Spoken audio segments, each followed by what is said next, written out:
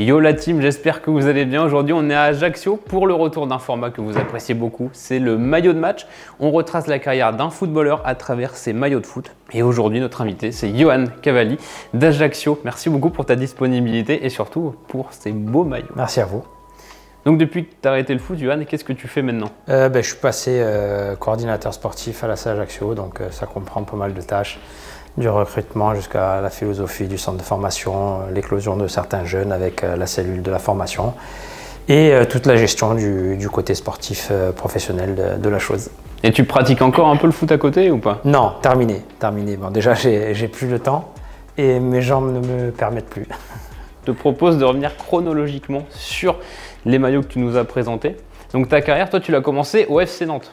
C'est ça, tu es formé au FC formation, Nantes. Formation au FC Nantes pendant quasiment 7 ans, 6 ans et demi. Je signe pas pro à Nantes, je fais un banc à Nantes et puis je signe à Lorient, professionnel. Et à Lorient, tu arrives la bonne année, la meilleure année du club, on va dire ça comme ça. Parce que cette année-là, tu remportes la Coupe de France. Et donc ici, on a des précieuses reliques. C'est ça.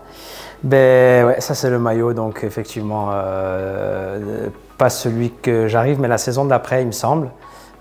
Puisque c'est ça, c'est le numéro 23, donc c'est la deuxième saison, après cette fameuse saison où justement on fait une saison un peu bizarre, puisqu'on on gagne la Coupe de France, on fait finale de la Coupe de la Ligue et on descend en Ligue 2.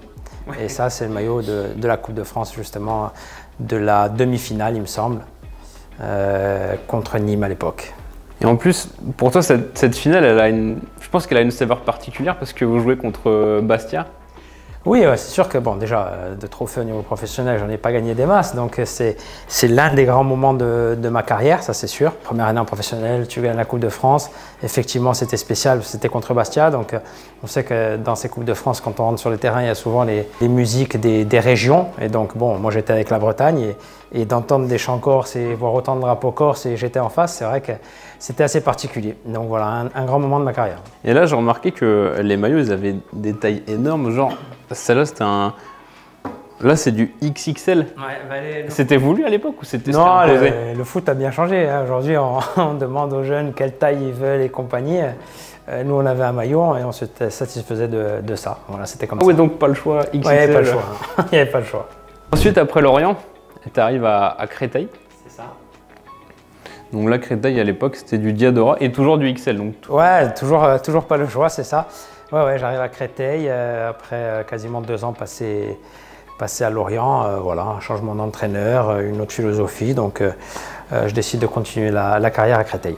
Ça tombe bien que tu parles des entraîneurs parce que tu as la particularité d'avoir joué alors que ton papa était l'entraîneur. Ouais, c'est ça, on l'a vécu 2 fois. Alors 2 fois dans des situations différentes. Ici, pour le coup, c'est lui qui me recrute, il recrute le joueur, effectivement. Voilà, il cherchait un joueur, un numéro 10, un relais pour les attaquants. Effectivement, il me recrute et c'est vrai que c'est quand même une relation particulière, connaissant les caractères de moi-même et de mon père. C'était pas facile. C'était tendu pendant certains matchs? C'était tendu pendant certains matchs et c'était tendu après le match et c'était souvent tendu parce que lui ne voulait pas qu'on dise que je jouais parce que j'étais le fils d'eux, donc il était très très exigeant avec moi.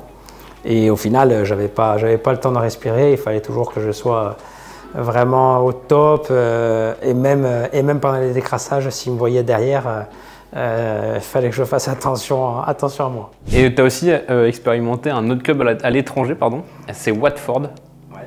Quel souvenir tu gardes Alors de l'Angleterre? C'est incroyable, j'aime raconter cette anecdote parce que j'étais à Istres, donc je finis en décembre, un 22 ou 23 décembre, dernier match, je me rappelle, on joue contre 7. Je pense qu'à Parsemin, il y avait 321 personnes qui regardaient le match. Et il y a Watford qui m'appelle en disant qu'ils sont très intéressés par moi, mais il faut que j'aille faire un match un peu d'essai, quoi. Et donc au final, on se jette, j'arrive avec un ami, on arrive du train, je descends du train, on fait un match. Je conviens et j'arrive 2 heures après dans le bureau de l'entraîneur qui me dit effectivement qu'il valide tout ça et je signe. Et donc très peu de temps après, je dirais peut-être fin janvier, je rentre sur le terrain à West Ham, 42 000 spectateurs. Et là, je me suis pincé toute la nuit pour savoir si c'était vrai. Donc c'était incroyable. Ça, c'est la première anecdote. Et la deuxième, on est dans le réfectoire, parce que là-bas, on arrive le matin, on part l'après-midi, on mange tous ensemble. Et dans le réfectoire, je me souviens, ce réfectoire, il avait un toit bas, et on entend un hélicoptère arriver, mais vraiment un gros hélicoptère, et on voit le pilote descendre et ouvrir la porte de l'hélicoptère. Moi, je me dis, putain, qui c'est qui arrive, quoi. Et là, je vois descendre Elton John, qui à l'époque était le président d'honneur du club. Donc, il nous a tous salués. C'est vrai que c'est un personnage, quand tu l'as devant toi, tu te dis, waouh, quand même, c'est impressionnant, quoi. Et il est investi dans la vie du club ou pas? C'était plus un président d'honneur hein, qui venait 1 ou 2 fois par saison pour saluer un petit peu tout le monde, etc. Donc, l'investissement, je ne sais pas s'il poussait jusque-là. À l'époque, j'étais un jeune joueur, donc je ne me mêlais pas de ça. Mais en tout cas, il est venu faire 2 visites en un an, quoi. Ah ouais, quand même. Et au final, c'est mieux que les champs corses ou? Non, ça jamais. Impossible. Et ce maillot, il a la petite particularité, c'est que c'est le maillot des 125 ans en plus, donc c'est un maillot iconique quand même. C'était une super saison. Là aussi, c'est des saisons qui m'ont un peu suivi. Bon, je sais que quand je signe, le club est en fin janvier, il est déjà pas condamné, mais beaucoup de points de retard, donc je sais que ça va être compliqué. Et on fait quand même demi-finale de Cup, donc c'est des saisons un peu comme celle de Lorient, vraiment particulières. Ok, et c'est contre qui que vous la perdez la demi? On perd contre Manchester. Et est-ce que tu t'es dit, oh tiens, je vais peut-être aller échanger un de mes maillots avec eux pour avoir un souvenir ou... Alors moi, j'ai jamais été comme ça dans toute ma carrière, ça m'est jamais arrivé, mais ça m'est arrivé au premier match justement, on avait gagné, et en face de moi, il y avait Carlos Tevez, et c'était l'idole de l'un de mes meilleurs amis. Donc ce jour-là, sur le coup, effectivement, j'ai échangé le maillot pour pouvoir le donner à mon ami. Oh, il n'y en a que de la chance quand même. Hein. Nîmes Olympique, oui, le club vient de remonter en Ligue 2, donc je signe là-bas, et c'est vrai que là-bas, par contre, de suite, ça me plaît beaucoup parce qu'il y avait un engouement exceptionnel. Ouais, on commence à jouer les premiers matchs, et l'un de mes premiers matchs, on joue Lens. Devant, je crois, stade plein, il devait y avoir 16 ou 18 000. Et malheureusement, je me fais le croisé ce jour-là. Donc, compliqué. La première grosse blessure de ma carrière. Tu arrives à Ajaccio à 27 ans et tu vas y finir toute ta carrière. Aujourd'hui, tu es le joueur le plus capé du club. Quand j'arrive, on est au mois de novembre. Avant je signe, donc je vois mon premier match en tribune et on est 12e. En gagnant ce match-là, donc fin novembre, on passe 8 ou 9e et on finit à la fin de saison à monter. Donc c'était pas prévu, mais effectivement la première année où j'arrive, on monte. On parle souvent de la rivalité Bastia-Ajaccio, mais s'il y a quelque chose qui vous unit tous, c'est la Corse. Et vous avez même une équipe nationale aussi, et dans cette équipe, tu as joué et tu as aussi marqué d'ailleurs. C'est un souvenir inoubliable, surtout quand ils l'ont relancé. Et dès qu'on a mis ce maillot-là, ça a été une force incroyable entre Ajacciens, Bastiais, Porto-Vecchio, Calvet. Il y avait un petit peu de tout. Et cette sélection, ça a vraiment noué des liens entre les joueurs corses, ça c'est clair. Ok. Et là, sur le maillot, il y a une énorme citation, je suppose que c'est en Corse. Oui, effectivement. Bon, à l'époque, il faisait beaucoup ça. Ça a été aussi une équipe, je dirais pas politique, mais il y a beaucoup de messages qui étaient passés. Donc un peu tous les ans, c'était bon, sur nos valeurs, sur la liberté, sur beaucoup de choses qu'on retrouve dans nos chansons. Mais en tout cas, c'est vrai que c'est des moments que je souhaite à tout jeune footballeur corse, parce qu'on a tendance à oublier qu'on est une petite île de 300 000 habitants et que souvent on se tire dans les pattes, et on ferait mieux d'être plutôt solidaires entre nous.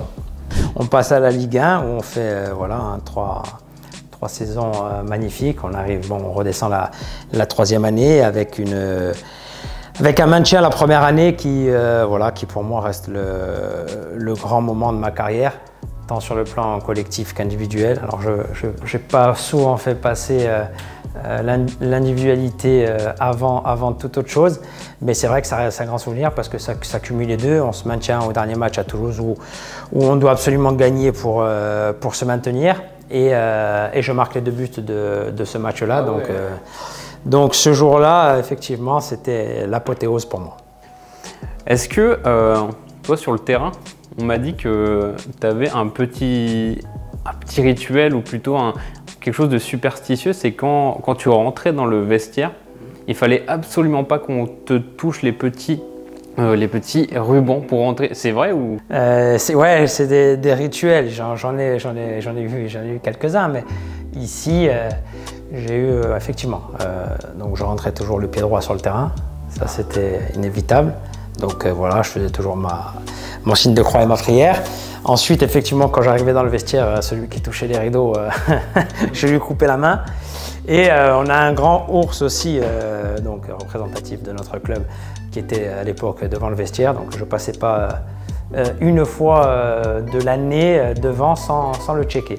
Donc c'est peut-être de la folie, mais en tout cas, moi, ça représentait beaucoup pour moi. L'un des moments qui m'a marqué aussi, c'était avec Angoula, où il y avait eu ce derby qui était ultra électrique. Est-ce que comment t'appréhendais un derby toi à l'époque? Tu forçais tout le monde à être vraiment dans un mental de guerrier ou non? Oui, ça c'est sûr, Un derby, si tu l'approches pas comme ça, c'est déjà perdu d'avance. Dans les derbies, les plans tactiques, les plans techniques, la méthodologie, etc. Je pense que c'est ce genre de match où je pense que tout est oublié. Je suppose que du côté Bastier ou même du Gazélec, vu que tu étais un peu le joueur local, le capitaine et tout, tu étais un peu ciblé par les adversaires ou pas du tout? Non, ciblé, non, je pense pas plus que ça. Ciblé juste t'étais un peu plus sifflé que les autres, un peu plus... Bastia, oui, ça c'est sûr. Bastia, oui.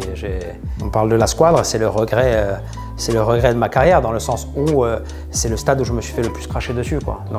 Donc effectivement, c'est pas des souvenirs que j'aime aborder, parce que j'ai toujours prôné plutôt l'unité que le reste.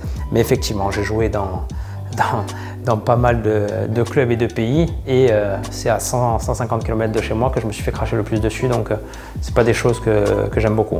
Tu nous as aussi ramené des maillots avec une spécificité. Là par exemple, sur celui-là, c'est un maillot qui a été fait pour la Sainte-Barbe. C'est ça, ça c'est sûr que c'est un maillot vraiment particulier.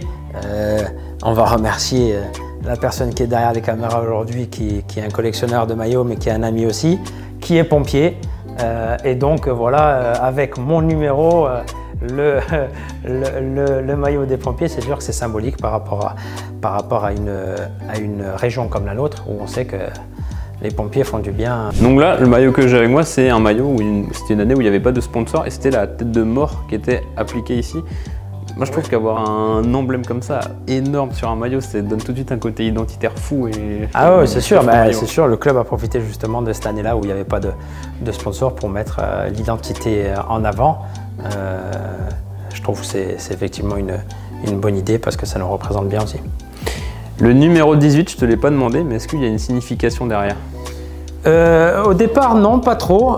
Je sais que très rapidement, j'essaie d'avoir... Alors, en fait, je n'aimais pas le 10. Parce qu'on parle toujours des numéros 10, ceci, cela. Et je sais pas, moi je trouvais que ça fait starlet. Et donc j'ai jamais trop porté le numéro 10. Et donc je m'étais rapproché du 8. À un moment donné, très rapidement, le 8 avait été pris. J'avais pris le 18 et en fait j'ai essayé de tous les clubs que je faisais où il était disponible, de le prendre tout simplement. D'accord. Le sujet que je n'ai pas abordé aussi, c'est les crampons. Et non, je précise que c'est pas les tiens, on a vu ça. Non, je sais que chaque personne qui monte là pense que ce sont mes crampons, mais non, ce sont les crampons de Thierry Debesse. Moi, il a des pieds beaucoup plus grands que les miens. Et toi, à l'époque, t'avais comment, un affect pour tes crampons ou pas du tout? Ouais, j'avais un affect, ouais. Moi, je mettais mes crampons tous les jours en fait. Mes crampons d'entraînement, ça devait être mes crampons de match. Il y en a beaucoup qui ont les crampons d'entraînement, et en match, ils ont une paire particulière. Moi, il fallait que je sois tous les jours avec pour me sentir bien dedans. Donc, ouais, je les gardais tout le temps en fait. Et tu jouais avec quelle paire, quel modèle? Oh, ça a beaucoup bougé, mais j'aimais bien le cuir. Actuellement, j'aurais du mal avec toutes ces chaussures en plastique, mais je commençais avec des Copa Mondiales. Après j'avais les Champo en cuir. Voilà, en tout cas, j'essayais d'avoir du cuir parce que je sentais mieux le ballon avec ça. Donc voilà, je pense que de notre côté, on a fait le tour de tous tes maillots. Merci beaucoup de nous les avoir présentés. Merci beaucoup Eric d'en avoir retrouvé certains. On te souhaite le meilleur pour Ajaccio et à la prochaine en Corse. Il faut les ramener à la maison, sinon je divorce.